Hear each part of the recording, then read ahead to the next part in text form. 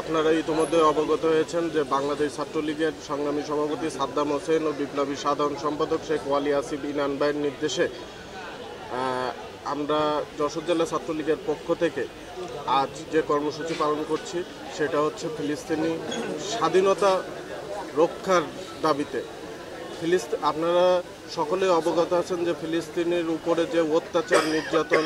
নিপীড়ন, ছোট ছোট শিশুদের উপরে বিভিন্ন মসজিদে, বিভিন্ন হসপিটালে যে বিস্ফোরণ ঘটিয়ে মানুষ হত্যা চালাচ্ছে তারই প্রতিবাদ জানিয়ে এবং সেই সাথে ফিলিস্তিনিকে বিশ্বের মানচিত্রে স্বাধীন ফিলিস্তিনি দেশ হিসেবে স্বীকৃতি চেয়ে আমরা আজকের এই কর্মসূচি পালন করছি। আপনারা সকলেই জানেন যে ফিলিস্তিনের উপরে যেভাবে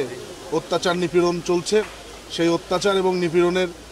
বিরুদ্ধে বাংলাদেশ ছাত্রলীগ কেন্দ্রীয় নির্বাহী সংসদের সংগ্রামী সভাপতি সাদ্দাম হোসেন এবং শেখ ওয়ালি আসিফ ইনান ভাইয়ের নেতৃত্বে আজকে সারা দেশের সকল শিক্ষা প্রতিষ্ঠানে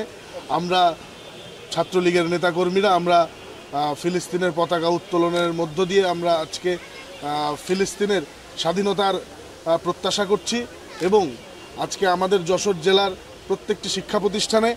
এবং আমাদের উপজেলার সকল শিক্ষা প্রতিষ্ঠানে আজকে ফিলিস্তিনের পতাকা উত্তোলন করার জন্য আমাদের নেতাকর্মীদের আহ্বান করা হয়েছে। ইতিমধ্যেই অনেক শিক্ষা প্রতিষ্ঠানে পতাকা উত্তোলন করা হয়েছে এবং আমরা আরও সামনে এই শিক্ষা প্রতিষ্ঠানগুলোতে পতাকা উত্তোলন করা হবে। এর মধ্য দিয়ে আমরা এই অত্যাচার এবং নিপীড়নের